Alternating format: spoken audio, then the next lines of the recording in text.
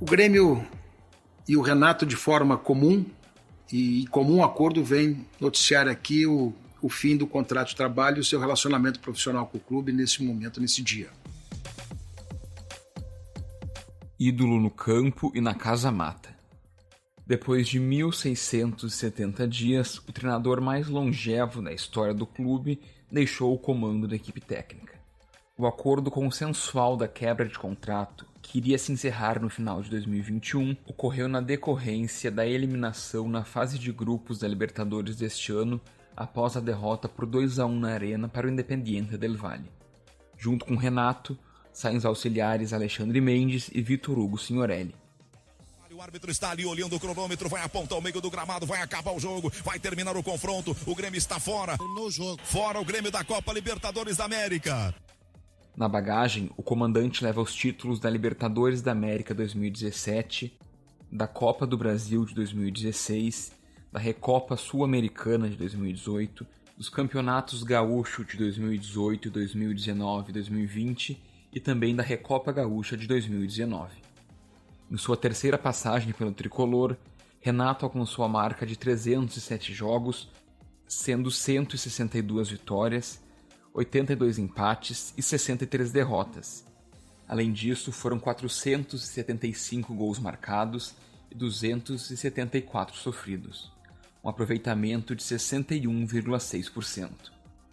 E aqui cabe uma referência muito particular e muito especial ao seu desempenho, a forma como se conduziu, a forma como se portou, os títulos obtidos, a forma como lealmente e de uma maneira muito dedicada defendeu os interesses do Grêmio, a forma como defendeu os interesses dos jogadores, a forma como fez do clube um grande valor de autoestima e sempre manteve acesa a chama da vitória, a chama de vencer. Para além dos troféus e das taças, o técnico foi imortalizado com uma estátua inaugurada em 2019. O maior ídolo da história do clube ganhou uma peça em bronze, erguida a mais de 4 metros em frente à arena. Porém, não resistiu aos insucessos recentes e desempenhos abaixo daqueles que encantaram o país e também os torcedores nos últimos anos. Quedas na Libertadores, com direito à virada para o River Plate na arena e com goleadas para o Flamengo e Santos, derrota na final da Copa do Brasil do ano passado, os quase títulos do Brasileirão, a insistência em jogadores velhos como Robinho, Diego Tardelli e Thiago Neves. Todos esses fatores pesaram na decisão de romper o contrato, ainda que o treinador esteja afastado por Covid-19. O Grêmio só tem a agradecer ao treinador, a sua comissão técnica que sai junto com ele, o Grêmio só tem a fazer elogios à sua conduta e na vida exatamente chegam momentos em que há necessidade de tomar caminhos novos. Mas afinal, o que essa passagem de quase 5 anos e o fim desse ciclo representam para o Grêmio? Eu sou o Eric Halpe e nesta sexta-feira, dia 16 de abril, nós discutimos os efeitos que a saída de Renato Portaluppi terá para o clube. Bem-vindos!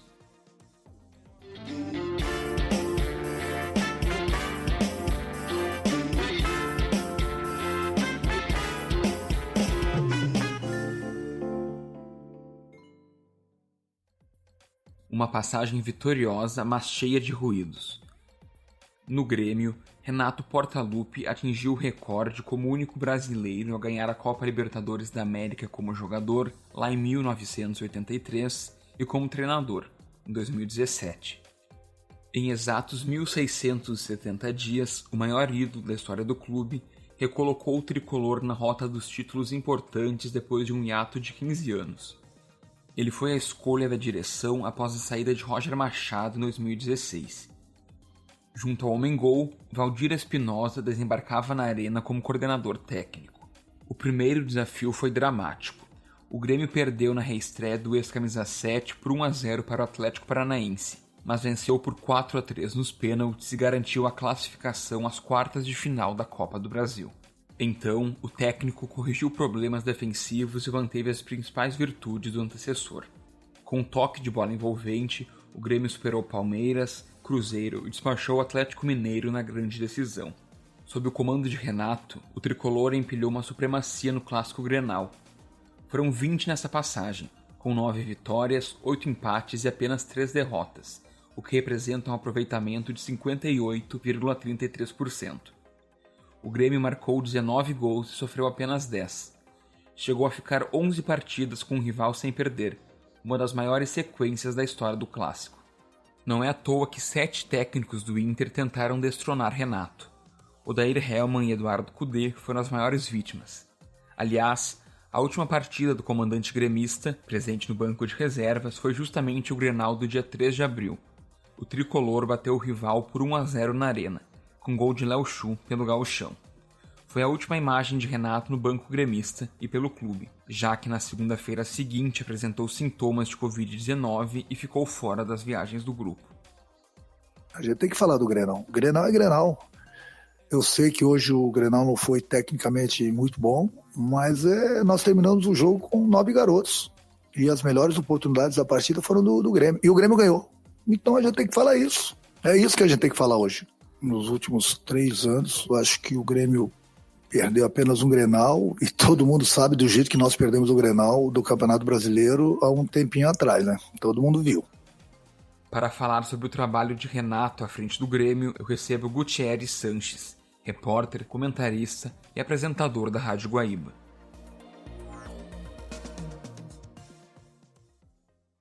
E o nosso primeiro convidado de hoje é Gutierre Sanches, repórter, comentarista e apresentador da Rádio Guaíba.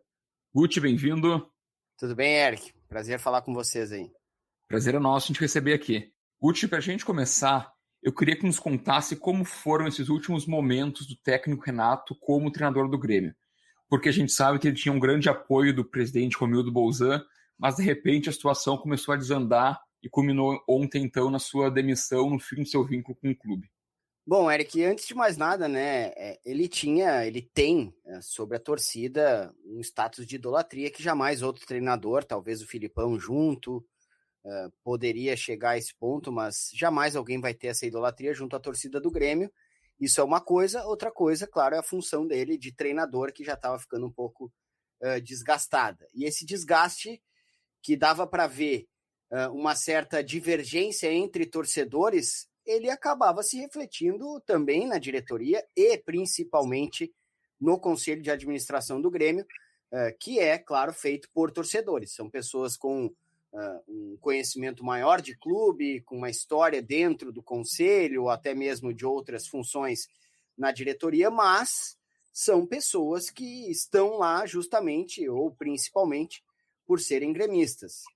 E como é um colegiado, né, 6 vice-presidentes mais o presidente, isso também não vai ser uma unanimidade. É unanimidade que o Renato se trata de um ídolo, mas não era já uma unanimidade entre esses 6 conselheiros mais o presidente. A ideia do presidente era sempre muito clara, de que ele tinha que ficar com o Renato, ele concordava com as diretrizes do Renato e deixava esse poder grande ao ex-técnico gremista. Já haviam outras posições dentro desse conselho, a mais explícita delas, digamos assim, a mais pública delas, do vice-presidente Claudio Oderich, de que poderia haver sim uma mudança, uma ruptura no trabalho. Acho até, e a gente trazendo cronologicamente mais para trás, que já havia uma ideia, de repente, de troca, ou o presidente, como eu disse, que era contra a saída, cogitar essa saída. Nos últimos dias, nas últimas horas, ficou inevitável. Deve ter aumentado a pressão dentro desse conselho para cima do presidente Romildo Bolzan Júnior. Eu duvido, isso é até uma questão matemática, mas mais do que isso, né, uma questão política. Eu duvido que se tivesse 5, 6, né, ou vão ficar aí nos 4, 5 conselheiros desse conselho de administração favoráveis à permanência do Renato, o treinador ficaria. É porque começou a aumentar a divergência ou a opinião de que era o momento de trocar o treinador. Fala-se muito, claro, também na informação de que o Renato viu todo o contexto, inclusive soube da reunião, e aí ligou para o presidente dizendo também que não gostaria. Fato é que foi um comum acordo, chegou-se à conclusão, talvez, e acredito, por parte do Renato, de que não dava mais, do próprio Grêmio, a pressão cada vez maior, o torcedor, que vai ficar sempre com essa idolatria, também já não estava mais querendo o treinador Renato, e assim foram as últimas horas, talvez de tentativa de negociação dentro dessa cúpula gremista, como a gente falou, mas esgotadas essas negociações, acabou culminando com a saída do treinador depois de 4 anos e meio. Perfeito. E Guti, na tua visão, onde foi que a situação do Renato começou a mudar? Porque a gente tinha aí no começo dessa nova era, né, que chegou ao fim ontem, um Renato levando o Grêmio a títulos que não conquistava há 15 anos, né, conquistas importantes, Copa do Brasil, Libertadores, mas depois temos ali no outro ano já eliminação para o River, eliminações traumáticas tanto para o Flamengo quanto para o Santos na Libertadores. Onde foi que a situação começou a virar a chave para o Renato e a passagem dele começar, digamos assim, a degringolar? Bom, acredito que tenha sido após a eliminação para o River. E a partir dali, toda a virada de temporada começava a aumentar o coro pela troca do Renato. O Renato é um grande treinador, isso é inegável. A história dele fala por si, o que ele fez no Grêmio também, mas sua principal característica é gerir o grupo. E eu acho que as questões mais táticas e técnicas e até físicas começaram a faltar, a aparecer menos. E aí acredito que a gestão de grupo, não que ela tenha ficado ruim, mas enfraquecido. Os jogadores compram o discurso, mas não entendem as diretrizes, as orientações. Essa é uma impressão, claro, que a gente tem olhando de fora e observando também um pouco de perto já há bastante tempo. Aí 19, novamente. Aí a gestão do futebol, não estou falando do grupo, mas a gestão de como colocar os jogadores em quais competições, a ideia sempre de tentar buscar jogadores mais experientes, a não utilização de alguns garotos que surgiam, a não utilização de vários garotos ao mesmo tempo, sempre aquela questão meio que de revezar. 19 vem a derrota acachapante para o Flamengo. De novo se pensa, troca o Renato, é troca de temporada, aproveita para trocar, não renovar. Novamente ele fica. Aí, claro, vem a pandemia, mas mesmo assim, um fracasso na Libertadores, uma Copa do Brasil que, ao meu ver, enganosa. Eu sei que os torcedores fica quase que impossível da gente argumentar quando a chancela, o resultado é final de Copa do Brasil. Mas observando a própria Copa do Brasil, contra a Juventude, Cuiabá, depois de uma maneira quase que a fórceps, apesar de uma boa atuação defensiva e somente isso, a classificação em cima do São Paulo, aí as derrotas, 2 derrotas para o Palmeiras, as 2 derrotas para o Independiente Del Valle, há muito tempo vem se desgastando o futebol do Renato. A cada momento, temporada, eliminação, esse desgaste foi aumentando.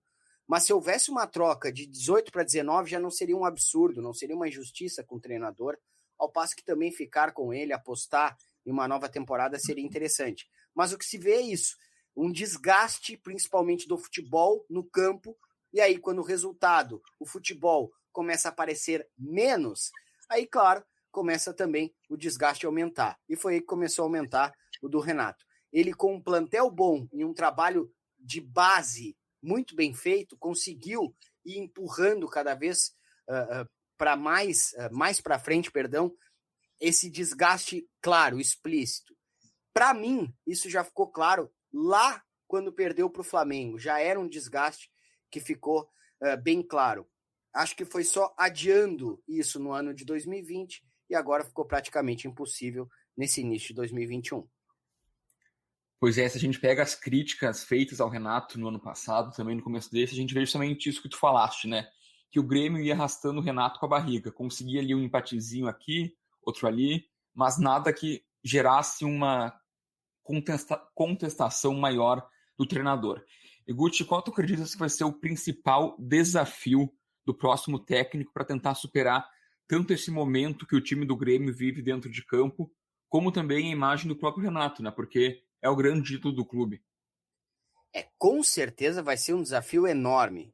Se fosse um qualquer treinador antes desse novo treinador, fosse quem fosse e com o trabalho que fosse, seria já um desafio de remontar, de fazer funcionar, de iniciar um novo trabalho, e é com esse espírito que o Grêmio parece estar. O Grêmio já ameaçou algumas vezes de reformulações, até as fez, mas com uma certa lentidão, não apostando muito na base. Isso agora vai ficar evidente. O treinador que vai chegar com essa, eu diria, responsabilidade, nem oportunidade, mas uma responsabilidade. No entanto, a gente também tem mais esse contexto do Renato, que é o contexto de um dos maiores treinadores da história do clube, o maior ídolo da história desse clube, e com resultados. Não é somente o Renato com tudo que eu disse e com um trabalho ruim. Não, é um Renato com um trabalho bom. Essas últimas temporadas não foram boas? Claro, é bem verdade, todo mundo viu. Mas ele construiu uma história, títulos, vitórias, boas conquistas, uma marca incrível em clássicos grenais, isso também conta na história para ele com o clube. O treinador que chega tem que tentar zerar tudo, conversar com os jogadores, dar oportunidades ao máximo deles, fazer as observações rapidamente para saber com quem não conta. Acho até que vai haver um filtro antes da chegada mesmo desse novo profissional, mas vai ter que fazer isso. Apostar bastante na base, creio que vai receber ainda bons jogadores, mas pensar em reformulação. Se ficar pensando muito no trabalho do Renato, não digo nem pelo resultado, nem pelo tamanho dele, mas até mesmo por questões táticas, vai ser um pouco difícil para o trabalho engrenar. O negócio é chegar, dar uma zerada, vai ser difícil para o torcedor ter a paciência, a comparação vai ser inevitável, mas vai ter que fazer isso. Vai ter que esperar o que a diretoria vai fazer em termos de grupo e atacar para frente, porque ficar olhando para trás vai ser muito difícil para qualquer profissional. E desse trabalho que o Renato deixa agora no Grêmio, o que fica de legado e o que deve ser imediatamente deixado de lado? Porque muitas críticas também se tem em relação ao trabalho é que o Grêmio ficou preso no tempo, ficou preso lá em 2016, 2017, e desde então não evoluiu, não apresentou nenhum desempenho tático diferente daquilo que vinha sendo feito. Nos últimos meses, eu até falava nos espaços na Rádio Guaíba sobre o futebol rudimentar que o Grêmio vinha apresentando. Se for observar as equipes como jogam hoje, e aí não é somente a questão tática, o ouvinte, quem está nos acompanhando, precisa entender que não é somente o jeito de colocar, distribuir os jogadores, quantos jogadores na primeira linha, quantos jogadores no meio, quantos jogadores no ataque. Não se trata somente disso. Se trata como se desenvolve a marcação, como se pensa ela, como os jogadores executam ela e também a bola nos pés. Uma posse de bola infrutífera, uma posse de bola sem trabalho, sem fazer o envolvimento do adversário, isso gera muita dificuldade. Era o que o Grêmio vinha, na verdade, encontrando de dificuldade. O novo treinador vai ter que iniciar um pouco do zero. O Grêmio tinha um jeito mais ultrapassado de jogar. A qualidade era enorme, principalmente nesses anos que você citou, lá 16, 17, 18, o Grêmio jogou muito bem, mas o futebol foi mudando. Ficou, não é mais fácil, mas mais pensado e desenvolvido o jogo para encarar equipes que têm muita posse de bola. O Grêmio gostava disso. Tanto que agora no final começou a entregar mais a bola, porque começou a não ver alternativas do que fazer com ela, de como trabalhar essa bola. Estava vendo facilmente o time ser pressionado, ser roubado e tomar gols. E agora sem ela também apresentando dificuldades. Em alguns momentos conseguiu segurar adversários, mas em outros não conseguiu suportar. Acho que agora vai ser um novo trabalho. Um trabalho que eu acredito assim, é um grupo qualificado do Grêmio, de primeira linha do futebol brasileiro. Não é um Flamengo, talvez não seja um Palmeiras, um Atlético Mineiro, mas está próximo disso. Isso que o torcedor tem que entender.